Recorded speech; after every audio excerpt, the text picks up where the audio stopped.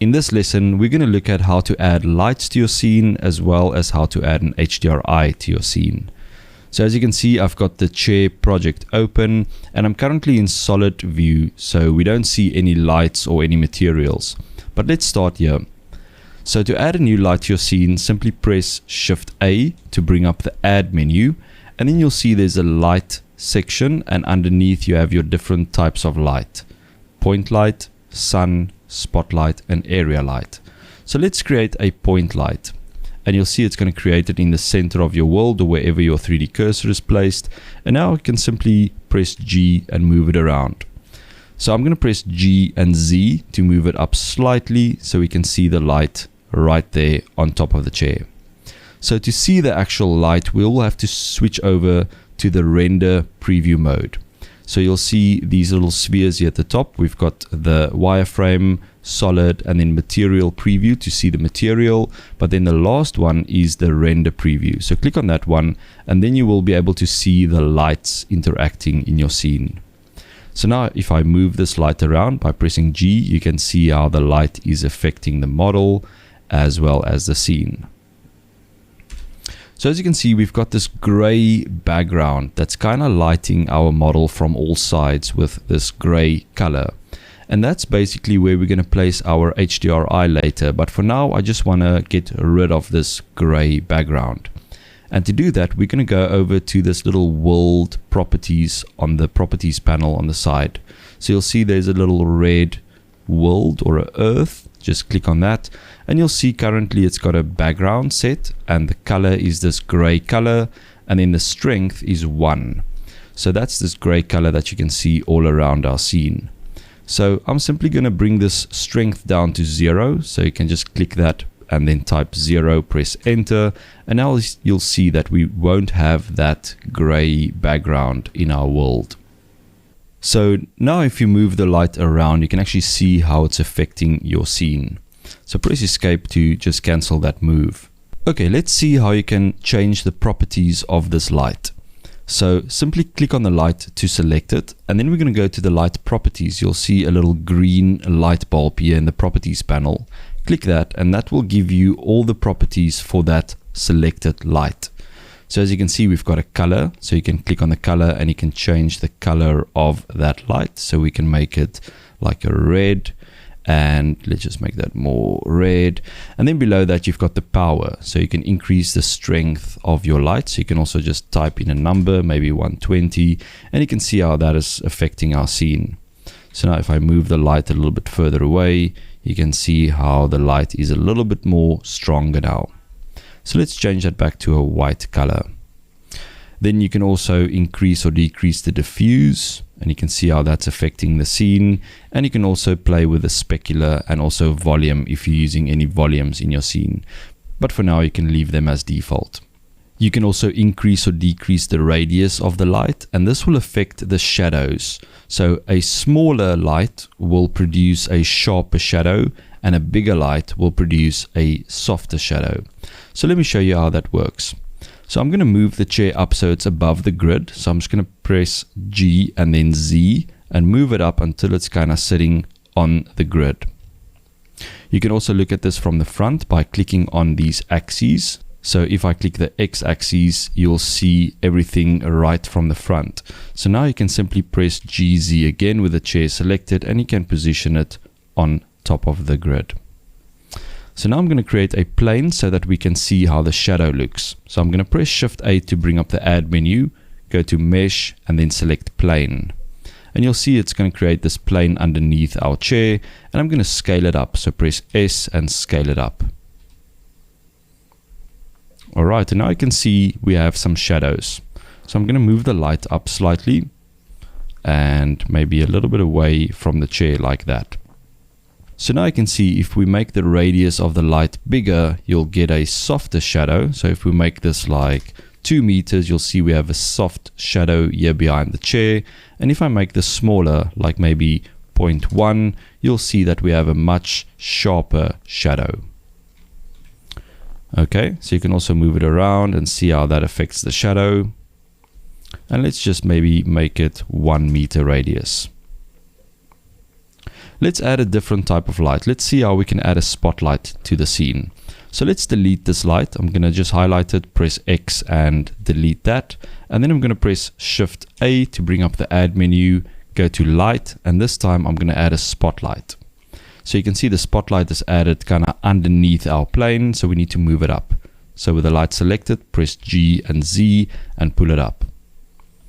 Now this light is not very powerful at the moment, so with the light selected, go to the light properties and let's increase the power to about 200. And now you can see we have a nice spotlight above the chair.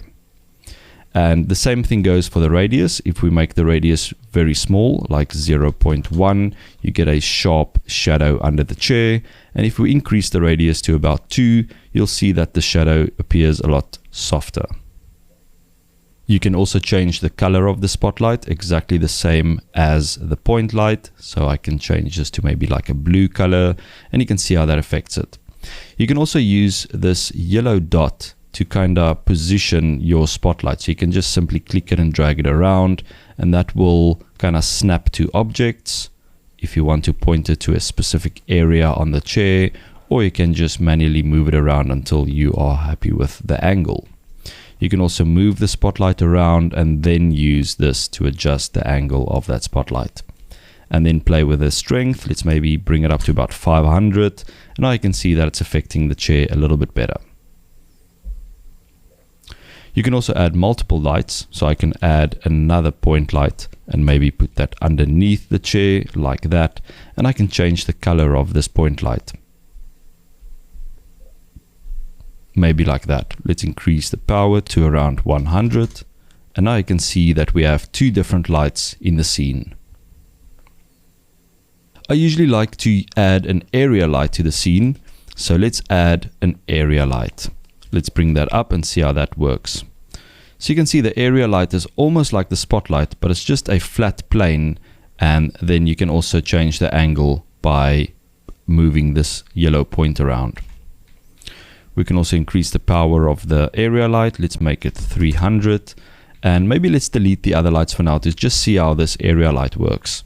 So I'm going to delete the spotlight, and I'm also going to delete this point light under the chair. So now you can see we have this area light, and I can rotate it by just pressing R and then maybe just free rotate, or you can press R and X to rotate around the X axis, or R and Y to rotate around the Y axis. You can obviously move it around as well.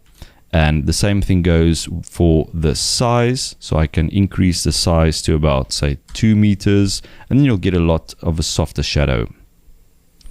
If I bring the size down to 0.1, you'll see that we get a hard shadow. So maybe let's put that back to about 2 meters for now. And you can also change the shape of the light. So currently you can see the light is a square. So we can change this to a rectangle, or we can change this to a disc, which is like a circle, or you can change it to an ellipse. You can obviously then adjust the size here as well of that ellipse to make some adjustments. Similar, if it's on a rectangle, you can change the size of the rectangle exactly how you want your light to be. We can also add a sun. So I'm going to delete this light and I'm going to create a sun. So Shift A, light, and then sun.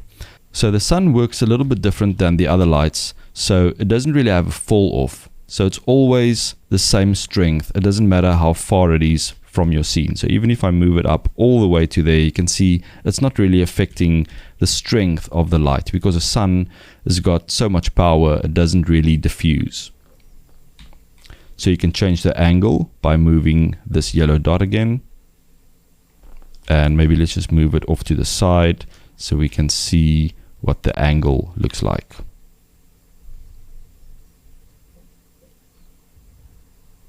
You can also adjust the sun color by just adjusting the color right here. And you can obviously also increase or decrease the strength.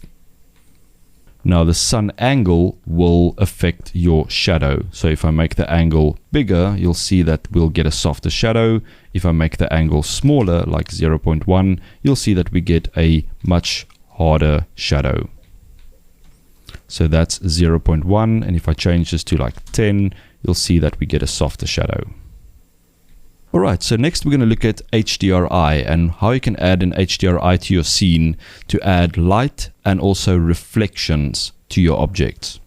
So an HDRI is basically a high dynamic range image that you can wrap around your whole scene as a 360-degree image, and that will light your scene from all angles, and it will also give you a reflection if you have any reflective objects in your scene. So first of all, let's delete this sunlight, and let me quickly show you some examples of HDRI images. So here is a nice example of an HDRI image. As you can see, it's a 360-degree image that we can wrap around our scene. And because it's a high dynamic range image, these lights or the bright parts in this image will actually provide lighting in the scene as well as reflection. So let me show you how to add an HDRI. So if we go back to the world properties, the little round earth icon where we change the color from 1 to 0, that is similar to an HDRI, but it's just using one single color. So we want to create, or we want to add an image texture in the place of this gray color. So let's go back to the shading workspace here at the top. And there's a really easy way to just add an HDRI right here in the shading tab.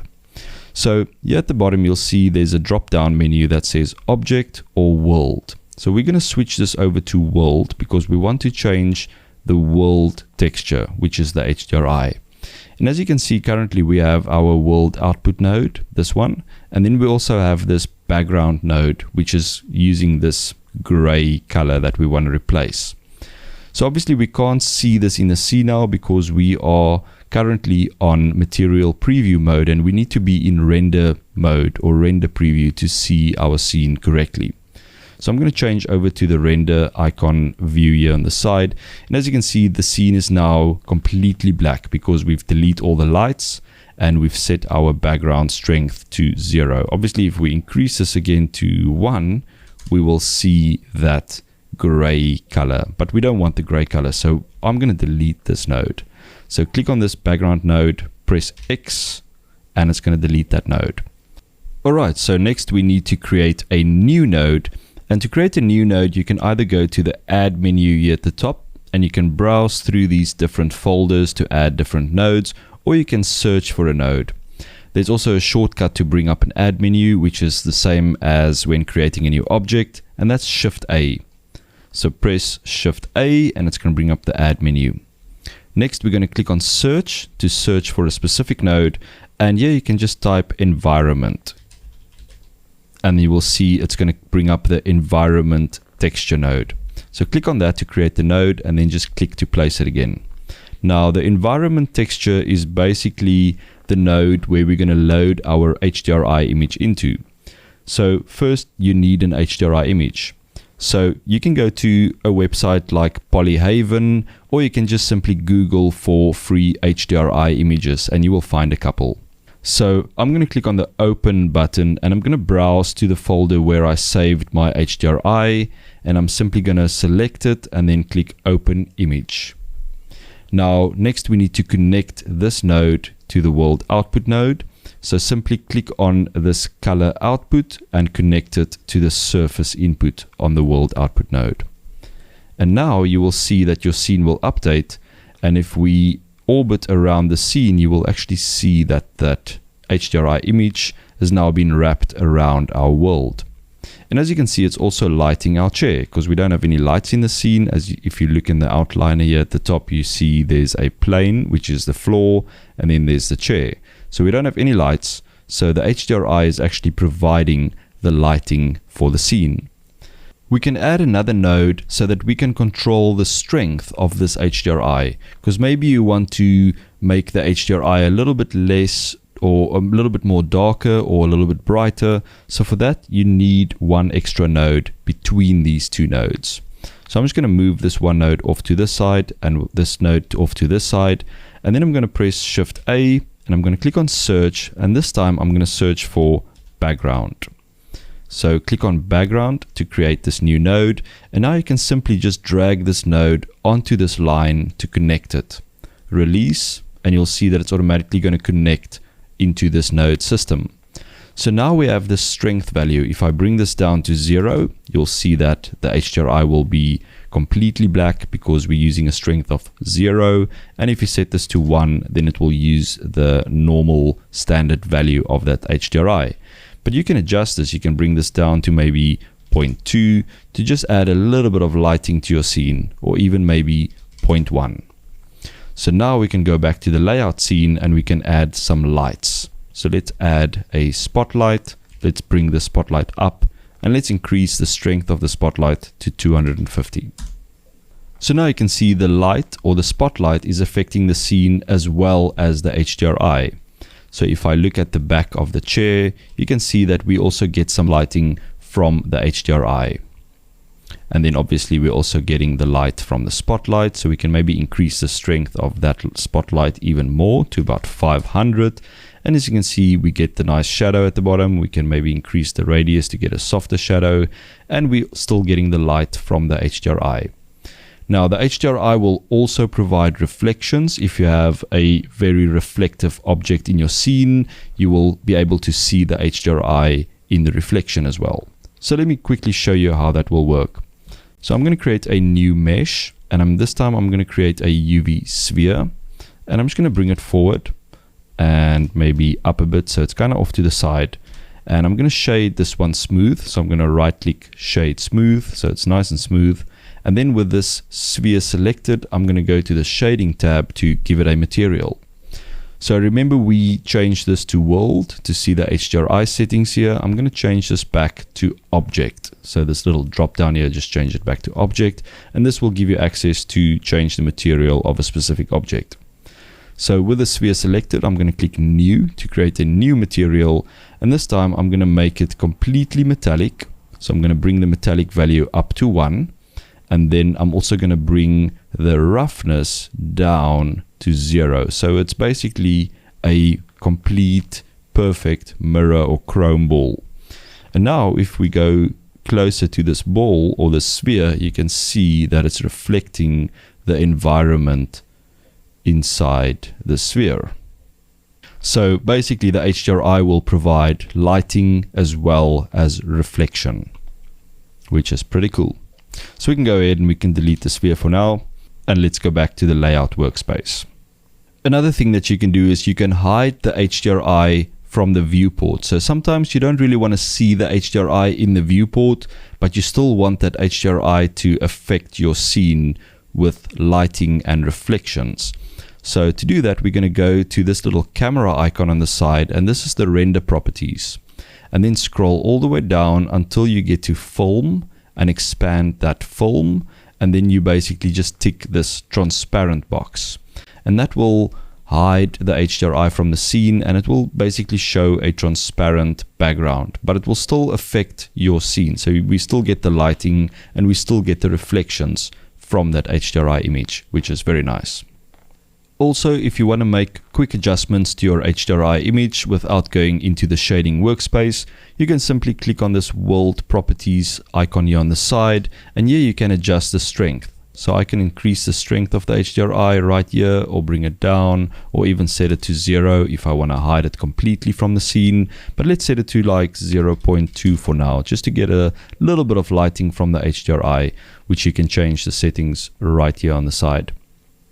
Alright, so once you are happy with the lighting in your scene, you can save your project, and I will see you in the next lesson.